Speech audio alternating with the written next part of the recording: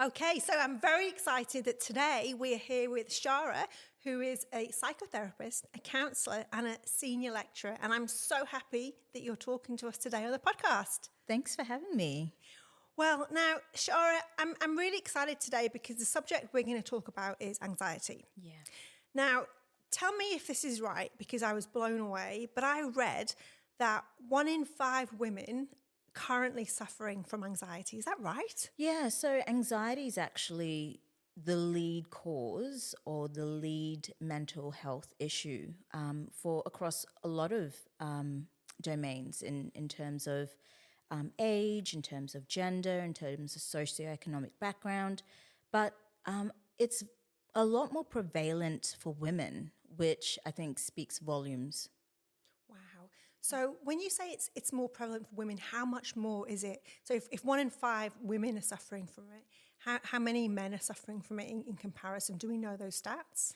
Look, it's really, really hard to actually give a very clear and I think a realistic, evidence-based statistic based on that, because you've got issues with men not seeking help. So to have an actual realistic outlook on what those stats could be, I think a very difficult when it comes to gender. You've also got women who are time poor. They don't have time to go to the doctor and, get help for that sort of stuff. So I think it's very actually difficult to capture what a realistic statistic could be based on those gendered domains. Yeah, absolutely. So I guess that the statistics we have are based on people who go and get help, and there's Correct. lots of people who don't get help, so it Correct. could be a lot more. Oh, it's 100% a lot more, I think. And, you see, people suffering in terms of being unable to cope with stress, not having healthy coping mechanisms. And so anxiety really is, I think, a core factor in other core morbid associations with mental health, and also other issues like substance abuse. It can also create issues around divorce or financial sort of issues with, the way people communicate when there's financial stress. So anxiety really sort of speaks to the core of a lot of mental health issues, but also other issues as well. Yeah, absolutely. It's very widespread, isn't it? So would you say that over the years, especially obviously from COVID, but would you say even pre-COVID, anxiety is increasing because of our lifestyle, or is that something else playing in? Look, that's a really good question. And I think pre-COVID, because it really is pre and post-COVID, pre-COVID, anxiety really sort of centered around, and this is one of my favorite quotes, especially in relation to women, but comparison is a thief of joy. Absolutely. Right? And I think as women, if we're focusing on women, we are constantly looking at others to sort of gauge how well we're going, okay?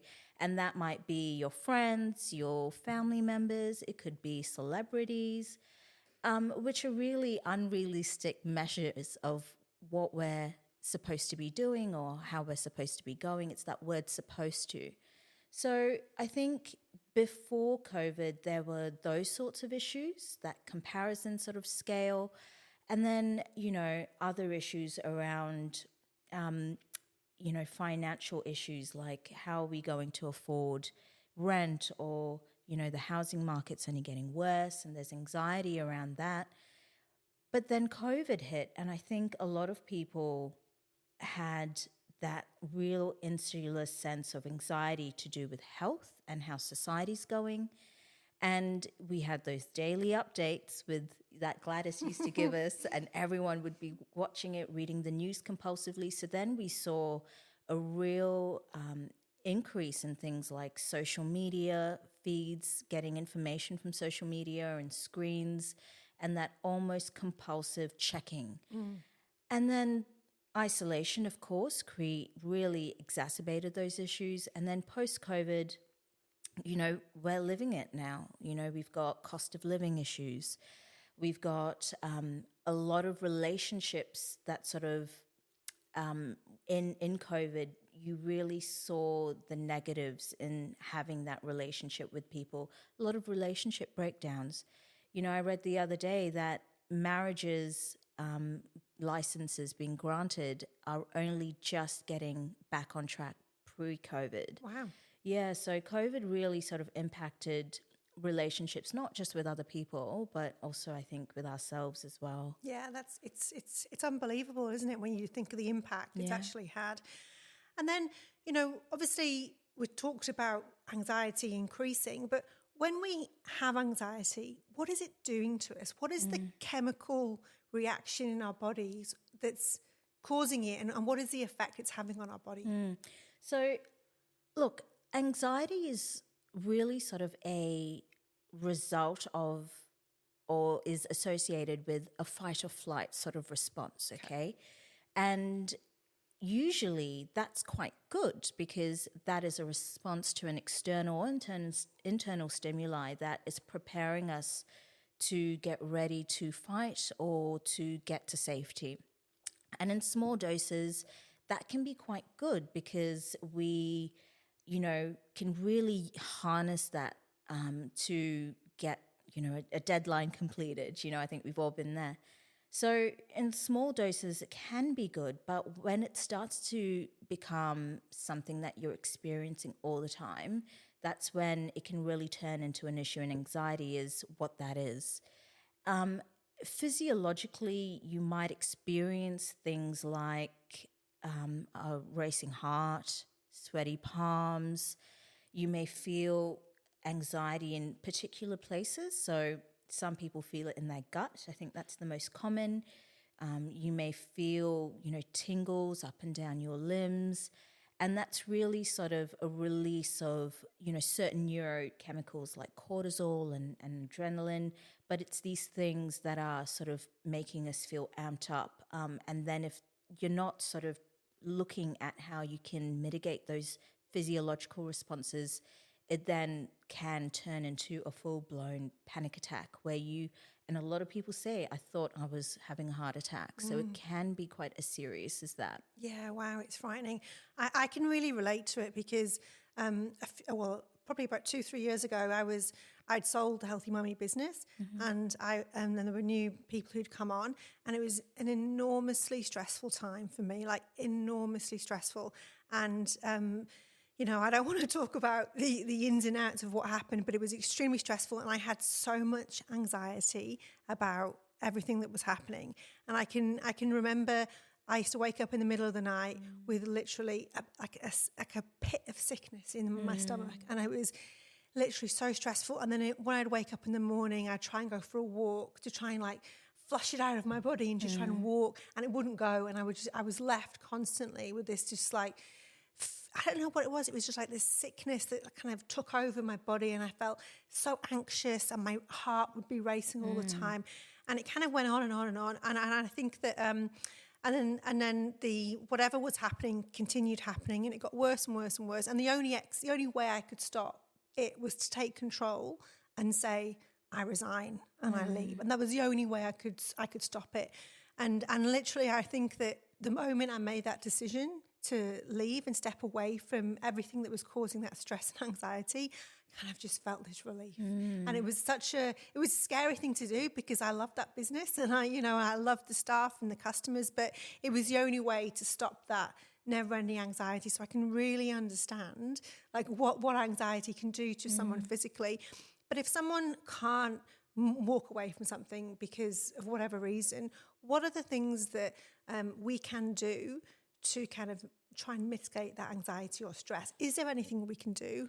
Oh, yeah. I mean, I think that's a really good point that you made in terms of regaining that control. I think anxiety can make a lot of us feel really helpless. It sort of feels like these things that are happening to us and within us are really not in our control. And, you know, while you may not be able to remove yourself from that situation, there are certain things you can do to help yourself, I guess, cope with that, those feelings. So if anxiety is actually becoming such a big problem for you that you are finding it's interrupting how you function in your life, the first thing I would say is reach out to your healthcare professional, okay? Really getting that early on is key. And so some people can manage anxiety with certain strategies that I'll speak about in a minute, but sometimes you can't, and it's accepting that, and that's okay. And you might need that extra sort of pharmaceutical help. So understanding, what your triggers are, understanding how it's affecting you, I think is really important, and then getting that help. Sometimes some people can understand that their anxiety is being triggered by something as opposed to a situation like you've just described. So in those cases, you need to sort of think about, okay, what am I reacting to here? What is my trigger? And it can be really hard to actually, find what your trigger is. Yeah. So I think a really good sort of strategy to explore what that might be for you is sit with that feeling that you are, the beating heart, the sweaty palms, the racing mind, and think about your environment. Okay, where are you? It could be a very sort of tactile thing. It could be a sense of smell. It could be an actual environment. So maybe it's a workplace or, hearing of a particular sound. Triggers can be anything, and they're so connected to trauma or a past experience that they can actually elicit that response in us. So try and find out what your trigger is. Another way you can try and find out what your trigger is to actually journal, okay? So what is the feeling that you felt before you felt the physiological symptoms of anxiety? What are you thinking? What did you feel or think after? What did you do after? So really going step by step, which can be really hard. Yeah. I just want to acknowledge that, to actually have the presence of mind to do that in that state. It can be really hard, but it doesn't have to be writing. You can do a voice recording, but it needs to be something that you can go back and look at. And what you'll find is there are patterns emerging here. So it could be a phone call from someone or interaction with a person. It could be a particular date or time of year that you've actually got a really bad memory of. And it could be a work situation. So there are other things like stress that can also cause anxiety, which is also quite complex. So, using those sorts of strategies can really help in finding out what your triggers are, because they will be different for everyone based on your experience. Other strategies, I think, and I say this all the time, things like meditation, mindfulness, getting, going outside and getting some sort of physical, movement. And while that didn't work for you, and it could have been worse. It could have been, well, yeah. No, you never know. So, that won't work for everyone. So it's finding out what works for you, but trying everything, because you've got nothing to lose except getting worse. Yeah. So other sort of strategies could be distraction really works for some people. So if you feel yourself sort of going into that state where you are feeling those physiological symptoms of anxiety, do something that you, first of all, love. So it could be anything, could be gardening, art, listening to music, going for a walk, going for a drive. But do something that you love and then distracts you from that feeling or removes you from that state. So different things will work for everyone. It's all about finding out what works for you. But like I said at the start, if you are feeling like this is really, something that's becoming unmanageable, definitely go to your healthcare professional, because it doesn't have to be that way. Yeah, no, it's unbelievable, isn't it? And I know someone who's had a terrible, stressful time at work, and what's happened to them with anxiety is they've developed this crazy skin rash because the stress and the anxiety is come through the skin, and whenever now she's stressed, it comes back out. So it's I find it just incredible just how something that's happens in the mind, then comes through into the body, and just how the mind and the body are so connected. It's unbelievable, isn't it? And that's so true. What you feel and what you think can definitely manifest in the physical, and there are many immunoresponses to things like anxiety or mental health conditions. Say, for example, herpes simplex. When people are stressed, they often say, oh, I feel so run down, and they might get a cold sore or an outbreak, quite similar to the rash that your friend's talking about as well. So it's really important to understand that these parts of our body, it's a whole. They don't work in isolation from each other. So, I myself recently have had issues with, with my gut. I've taken a load of antibiotics and I just have not found the time to sort of rebalance myself. And what I'm finding is my sleep is really off. Sometimes my mood is really, very volatile. If I'm, especially at the end of the day, if I'm really tired and my children are being children, it can get, I'm not as tolerant. Yeah. Right. So whereas before I never had that. I found that I could deal with whatever they chucked at me most of the time. There are lots of interactional patterns with our body and our mind. Yeah, absolutely. And actually on that note, with kind of moods and children, do you see that as women get older, anxiety gets worse with hormones changing in perimenopause and menopause? Are you seeing that with your kind of patients? Yeah, look, the thing is, women are, so complex, and it's not as easy as, now I'm going through this stage and this is what I'm feeling, because it's different for everyone. And you can enter into that perimenopause stage 10 years before you actually hit menopause, right? So you've got 10 years of trying to figure out why I'm not, why things are so different. So, and then we go through stages where we've got kids, they get older. So definitely, I think hormones play a big role in how we feel and how we react to things. And I think anxiety is definitely one of them. So for me, in my sort of own personal experience, my kids getting older and going to, say, high school, I never thought I'd be one of those anxious mums where I would be really concerned about the future and how my child was going to settle in, react, etc.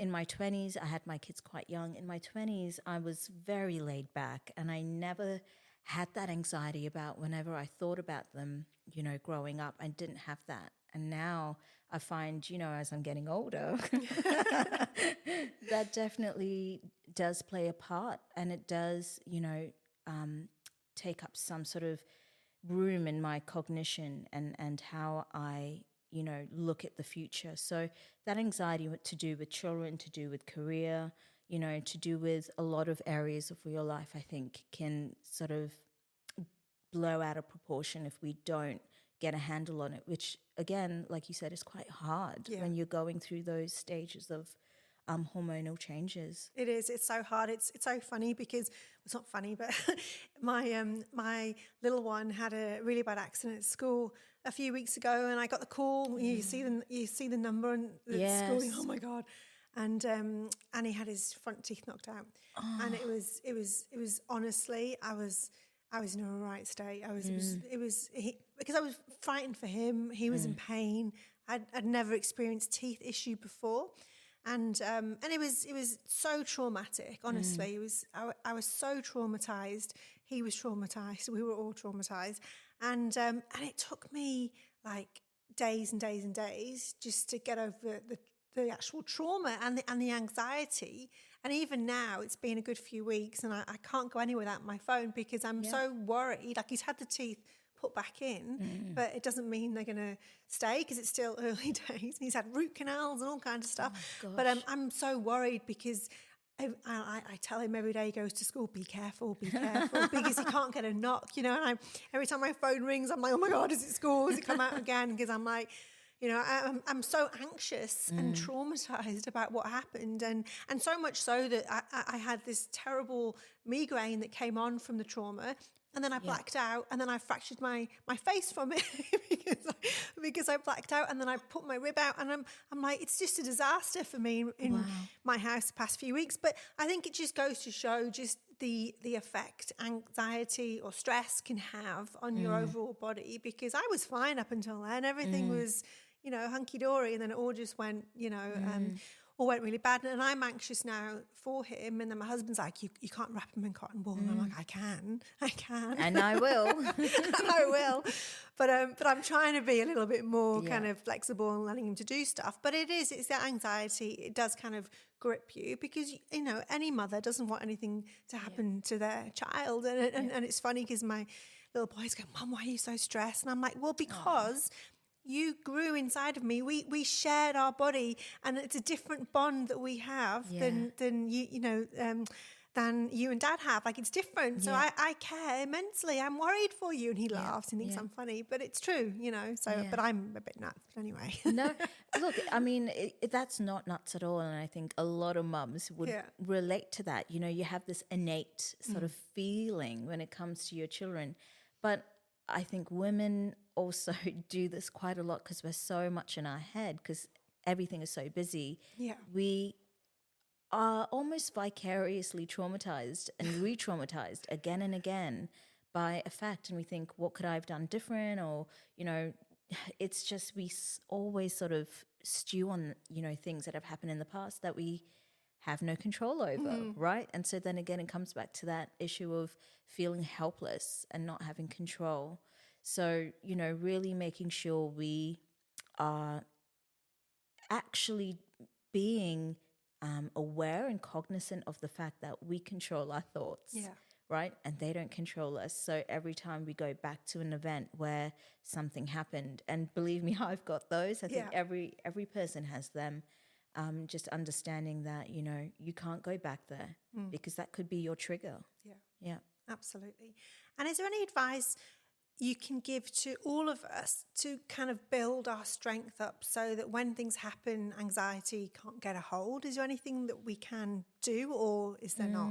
No, look, there definitely is, but it's not easy and it takes hard work. But one of the big things are things like resilience, so building resilience and understanding that, look, we can't, if we're in a relationship or in a work environment that's really stressful, you know, for the work environment, we can't quit work, right?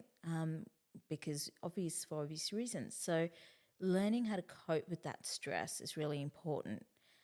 So things like I said, you know, engaging in things like meditation is really, really helpful. And the research surrounding the impact that meditation can have in terms of coping with stressful situations, multitasking, just setting you up for the day.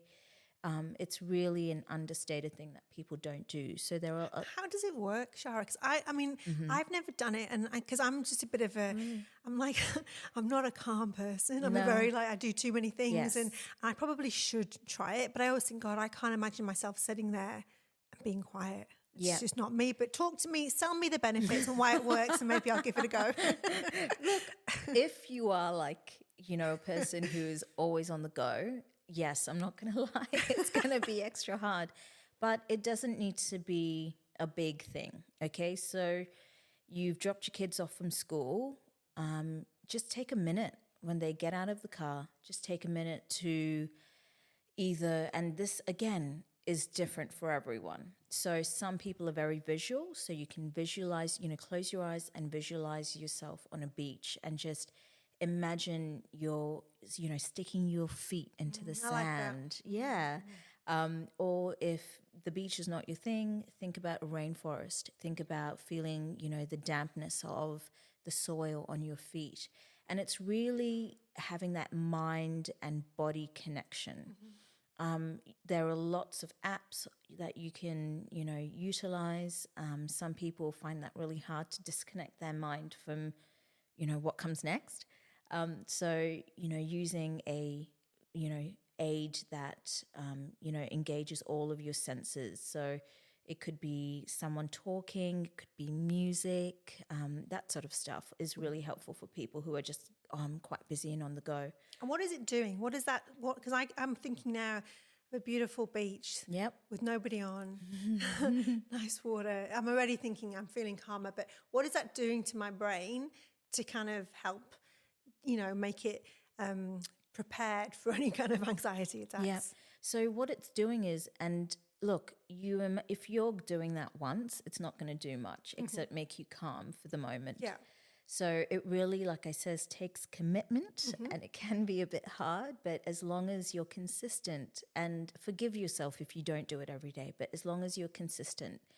And what that's doing is creating neural pathways in your brain that is actually sort of saying to you, so this is the stressful situation, but the minute you engage in this visualization or the minute you engage in, the words that you say to yourself that calm you, your brain's actually going, okay, so I'm going to go down this pathway now that is going to make me more at ease, more calm. And so that's sort of what is part of resilience building, okay? So it's creating different ways to cope, and that can be done, in a neural sort of level, but also so that you actually can have control of the situation and not let it control you. I love it. So it's like creating your happy place to go to. So, when something goes wrong, it's like, nah, I'm going to go to my happy place. Yeah. I'm going to ignore the stress that's there, and I'm going to go to this nice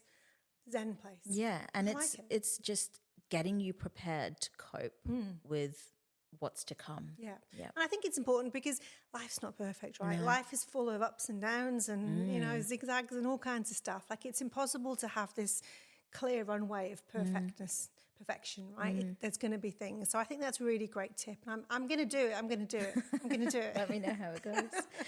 Well, thank you so much. I think that it's so interesting learning about all this kind of brain effect and anxiety. And I think most importantly, the effect it has on our physical state, because that's when we can really, really start seeing it as well. Yeah. So thank you so much for talking to us today. It's been fantastic. And I can't wait to talk to you next. Thanks so much. Thank you. Bye.